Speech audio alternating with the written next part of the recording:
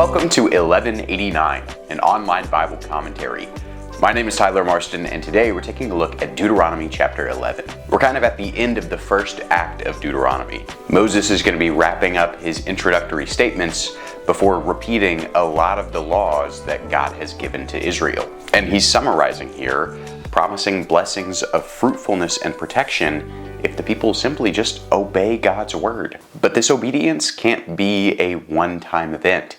It's got to be constant over time, over a lifetime, and ultimately over many generations. But God promises that if the people of Israel just listen to Him, life will be good. Now that doesn't erase seasons of hardship and struggle, but the same advantages of a life that honors God are still available to us today through the atoning work of Jesus. What I'm trying to say is that life is better with Him than without Him.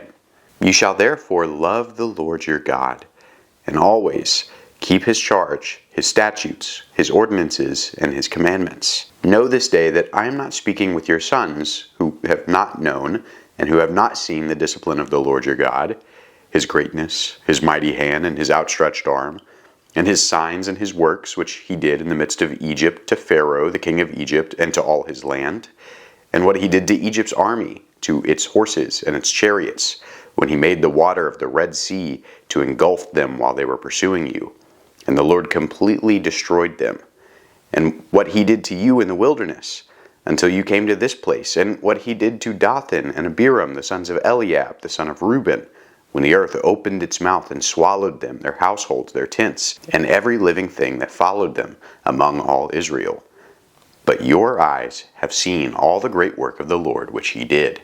Back at the beginning of Deuteronomy, Moses said that this generation that he's speaking to should keep the covenant they made with God because of all the ways they've seen God move. He said that the covenant at Sinai was made with them, not with their fathers. And once again here he says that God has moved among them, not their sons. Now this is a little ironic and unexpected because remember how the people have spent 40 years in the wilderness. It's conceivable that a lot of the people in this generation who are about to enter the promised land were infants, or maybe not even born when Israel was released from Egypt. But Moses insists that the plagues, the Passover, the Red Sea, along with the wilderness wanderings and the rebellion of Korah, Moses says that all of these wonders of God happened in front of the very people that are standing here today, even if they don't actually remember it. And so I think the point that Moses is trying to make here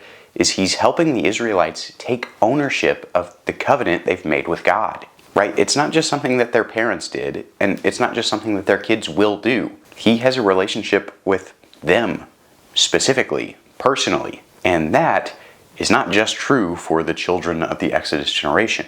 Every future generation that reads the words of Moses that are recorded here should feel that same ownership too, us included. You shall therefore keep every commandment which I am commanding you today, so that you may be strong, and go in and possess the land into which you are about to cross to possess it, so that you may prolong your days on the land which the Lord swore to your fathers to give to them and to their descendants, a land flowing with milk and honey. For the land into which you are entering to possess it is not like the land of Egypt from which you came, where you used to sow your seed and water it with your foot like a vegetable garden. But the land into which you are about to cross to possess it, a land of hills and valleys, drinks waters from the rain of heaven, a land for which the Lord your God cares. The eyes of the Lord your God are always on it, from the beginning even to the end of the year.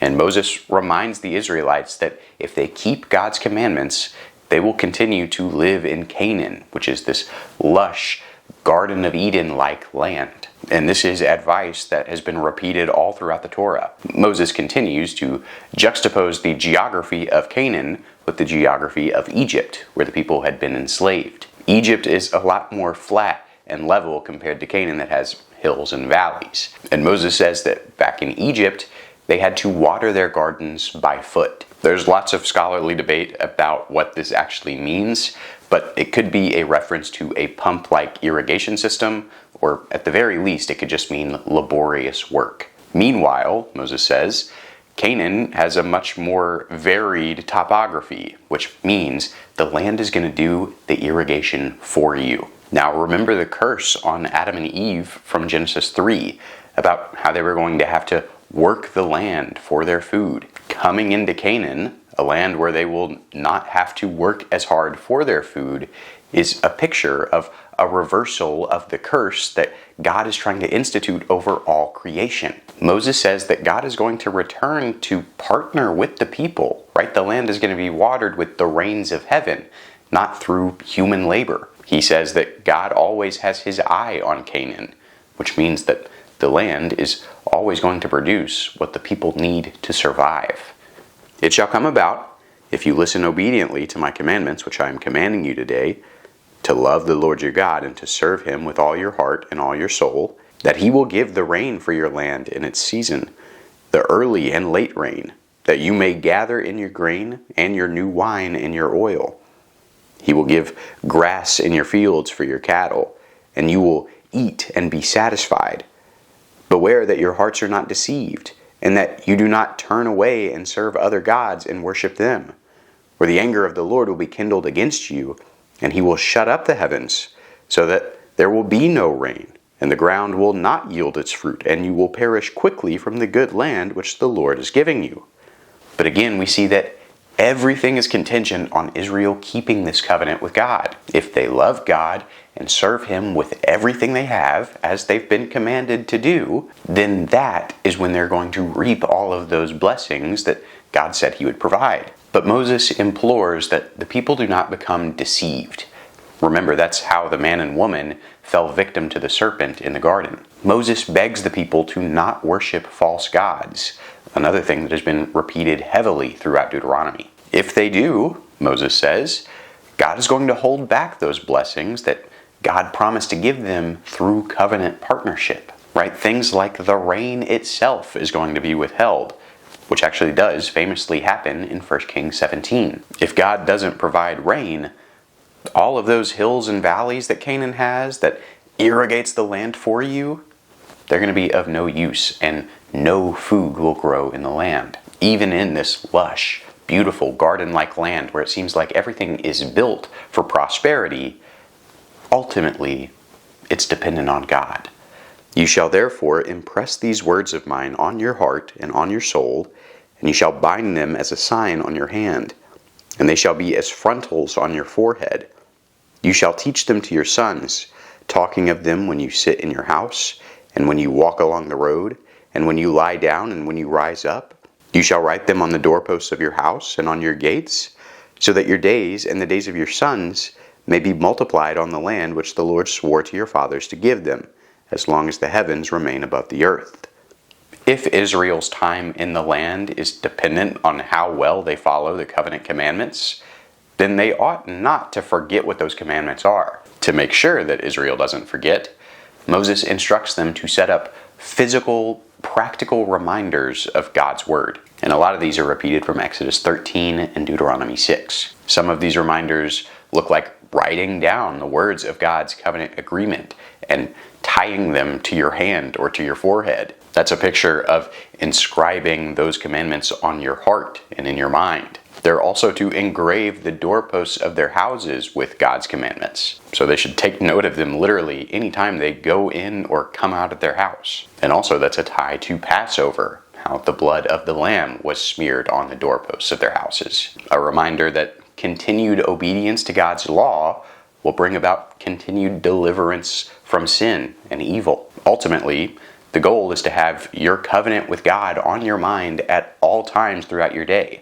to the point where you naturally teach your children to emulate your obedience to God. And in turn, this should create a generational positive feedback loop, where everyone is keeping God's commands and everyone is living according to his word.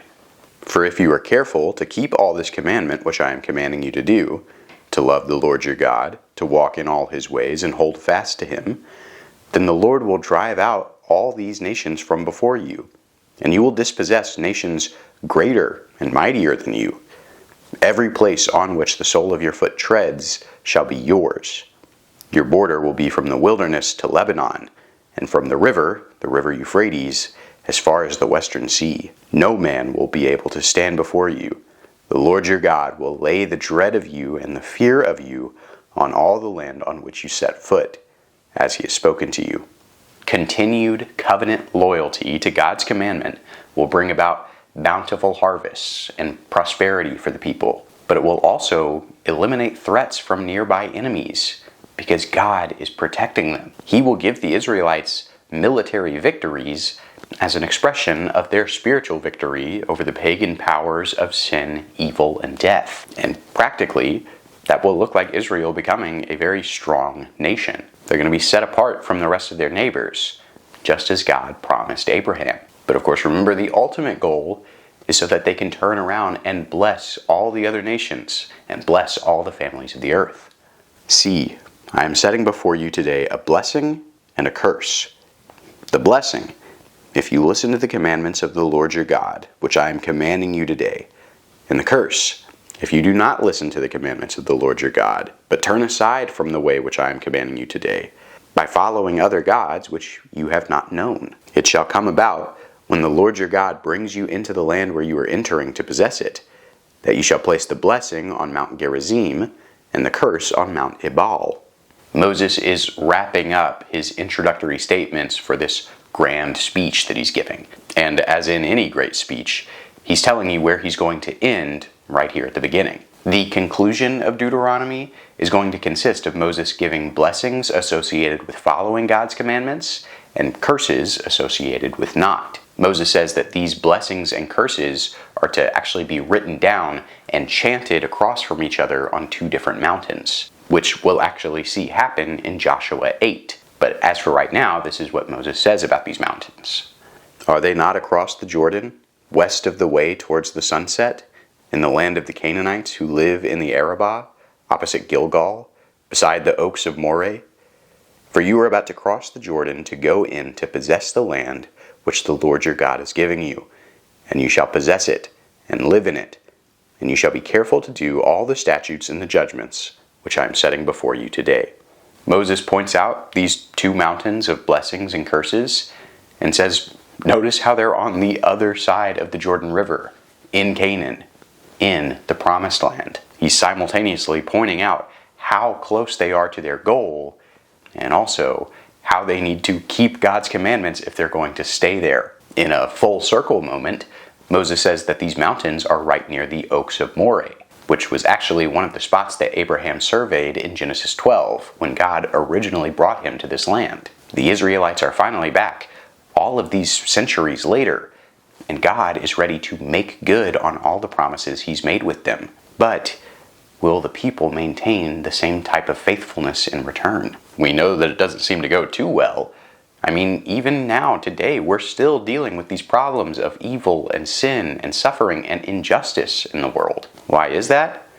Well, first, it's because Israel doesn't get everything God promised, precisely because they broke the covenant terms and ended up in exile. And even if we were to do everything right, if we kept every command to the best of our ability, that doesn't erase the thesis of books like Ecclesiastes or Job. Outside of Eden, evil happens, period. But reading through God's law, we begin to see his values of honoring the vulnerable, treating all people with love and respect, and also justly punishing oppressors. It's pretty clear that generally, if we were to reflect those values in our societies, our society would be pretty blessed at large. The main problem is that generally humans just do not do a very good job of keeping God's word. And that's where we come to Jesus, because it's only through him that these promises for an ultimate new creation that's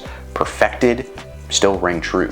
We will live forever with God in perfect fellowship with him, not through our own merit, but through the grace and mercy of Jesus and his death and resurrection. Thanks for watching 1189. I hope that you have a good day, and God bless.